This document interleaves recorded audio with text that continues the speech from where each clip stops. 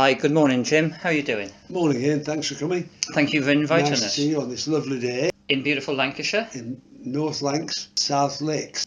Jim, we've got an award to give you later on. Thank you. Jim, you started out as a teacher, didn't you? In primary school, is that right? I did. I did National Service 1955-57. Yeah. Fought for my country in Shrewsbury Okay. to keep the Welsh out. Sergeant in the Ordnance Corps. And then I went to Teacher Training College in 57 to 59. 2-year training, and got a job as a school teacher in Lancashire and taught around Lancashire for about 9 years. Okay. Yeah. Rising up to head teacher. I would have been the youngest head in Lancashire, but I'd been to see Ken Dodd. Okay. And watched Ken Dodd for 7 hours, 2 3.5-hour shows, Yeah. one after the other, in the Opera House, Blackpool, where he decimated 7,000 people. Wow.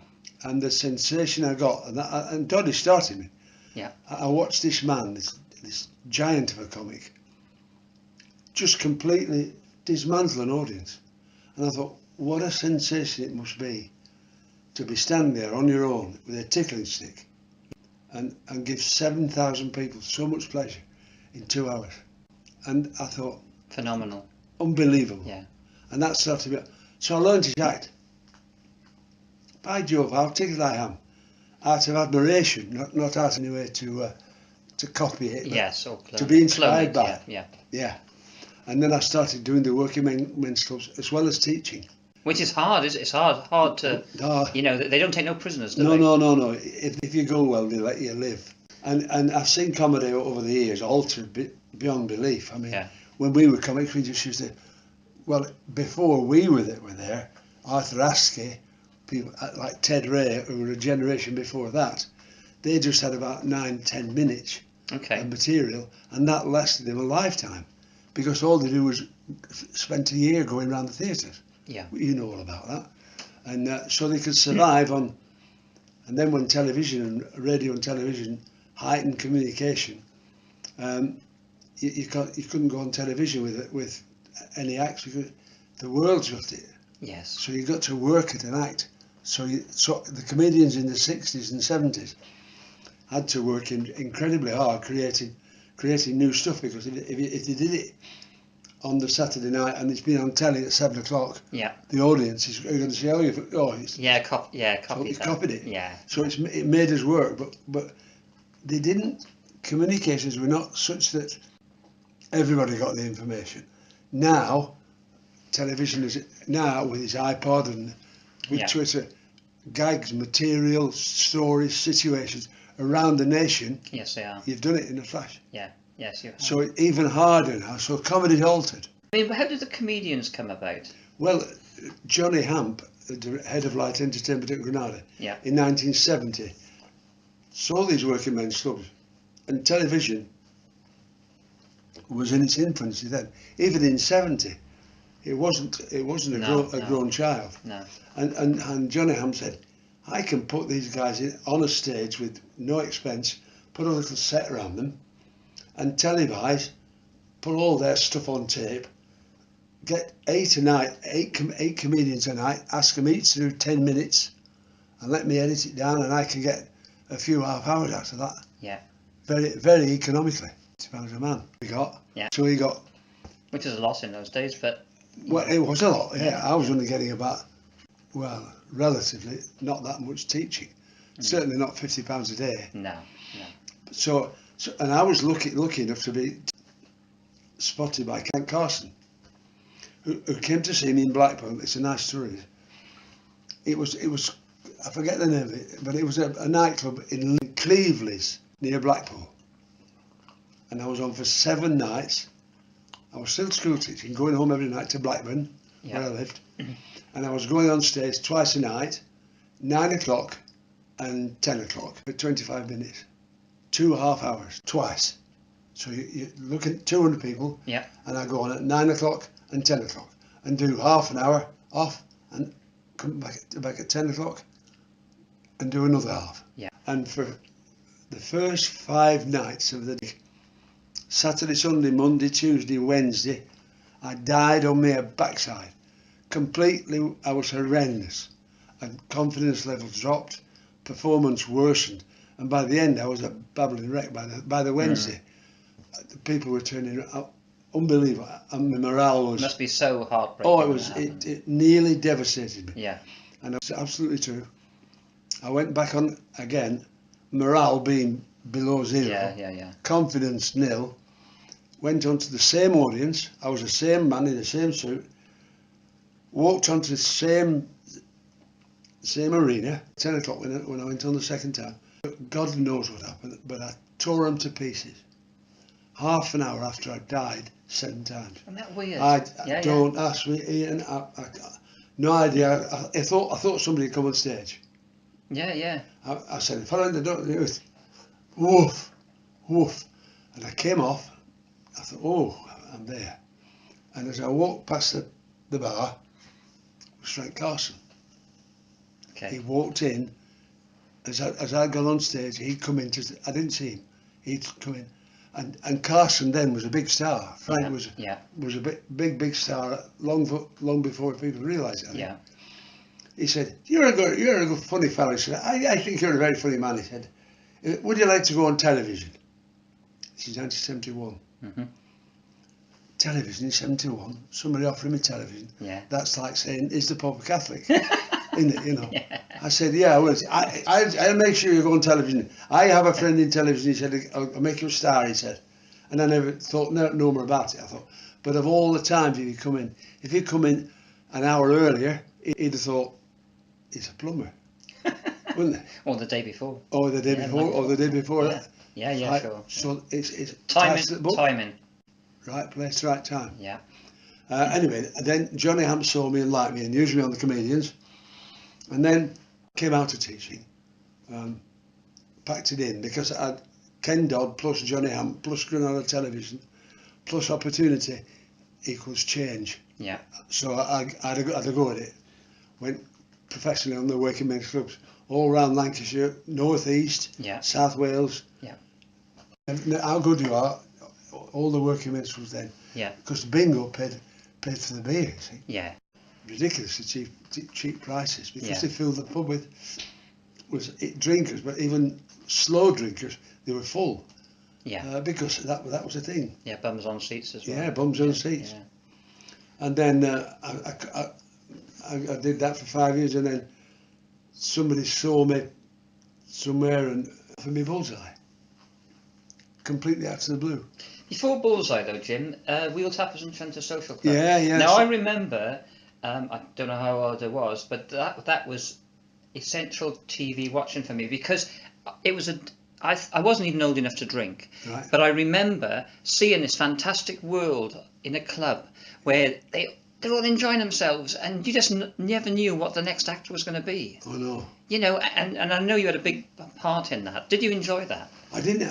I had a big part in that. I appeared on there only twice. Yeah. But with television being by mid-70s, as powerful as it was, one appearance sometimes was enough. Okay. Just as in the 60s, 1 5-minute spot for Jimmy Tarbuck on the Palladium made him a star in a night. That 1 5-minute, 6-minute appearance on the London Palladium when the Beatles were all the rage. Jimmy was a good Cockney Scouser with again, a mini Dodd, and he just captured the public's imagination. And television, when the boys get hold of anything remotely new or innovative, even then they grab it and on television, it's like talking about. I'll try and keep it in sequence for you. If you do a game show now, you can put the television on there from 12 noon till nearly 8 at night, and somewhere on there you'll find a game show. Yeah. And even on channels, the afternoons is full of game show. You can list all the games. Yeah, Tipping Point and Tipping Point. Wallpaper. Yeah. Sadly, I'm not decrying them. No. I'm glad I got in there before it did. Yeah. Because I am not as good as they are. Yeah, I think, to be honest though, Jim, today's quiz show presentations, if you like, I've got the modern technology that helps them. You never had that in Bullseye. No, I didn't know.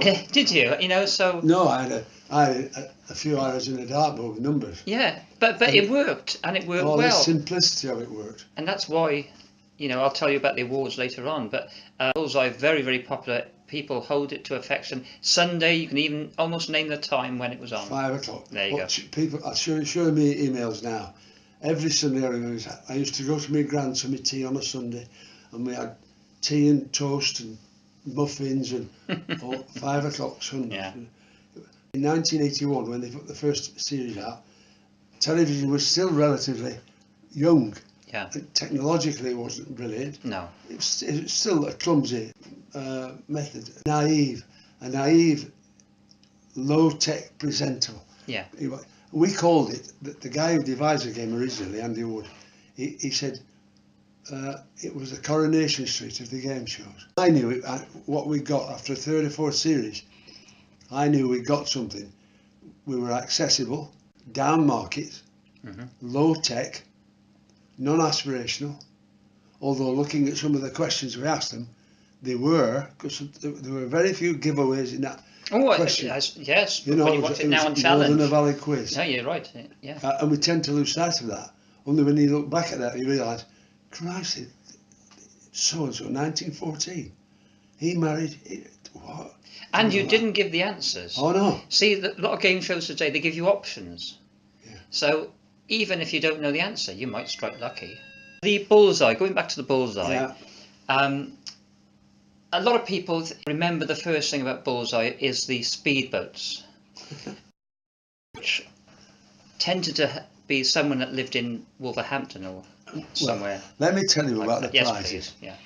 First of all, before we go any further in this inquest, to remember in 1980, speedboat 31 years ago was a massive win. Yes. It's the same as a car, and the prizes which everyone looked back at with scorn, only when they realised that 30 years ago a tea's made and a tea set and a dinner wagon and a washing machine, they were big prizes, because that's all we had in it. Yeah. We tend to forget so we're talking 25, 26. And you had cars as well. And we had a car on 1 in 4. We won a car. And the speedboat, it was just for effect. We didn't really think. It was great. But it was ironical, and it's only back retrospectively. 2 miners from Barnsley, and they won a speedboat. Yeah. Now 2 Barnsley miners, you're hardly likely to see them sculling on the Oxford or the ISIS, are you? They're going to go down the canal. Yeah. Or they're going to live in a flat in Coventry, which isn't a lot of good. No. But looking back on it, the irony of it all was missed. We didn't think then, we thought, a speedboat, excited, big prize on television game shows as they were then. It was still a big prize. You see, now they're giving 80,000 quid on a morning programme, and every high-tech gadget you can see, they're sticking me one 80,000 package and a Nissan Micra on a 10 o'clock show in the morning. Yeah. So the prizes have become insane. A while back, we interviewed Daphne Fowler from Eggheads, who's now retired. I know the lady. Yeah, because she appeared on Bullseye. She won a car. Did she? Yeah, she did. That And she said that, well, there was a rumour going around, as I won't mention names, that the reason why they gave away speedboats is because they could buy 2 for the price of 1. Have you ever heard of that, or is that a strange one? That's what rumour has it, that one of the producers of the show had a deal with a Walsall speedboat maker. He said, if I buy 3, will you give me 1? Because there's nothing wrong in it. No. It was just a sparkling prize, not necessarily all that relevant, but it was an eye catcher to come in, and he could get them he could save money on the show. So the producer was doing his job, and there was talk of bartering about 2 for 1 for a speedboat, but we make no policy for that. No. Okay. Nothing. He was just being an accountant. Yeah. if he put a speedboat on every week, that would be the norm. That's it. Yes, it would. So yeah, I think somebody did some discreet market trading. Sure.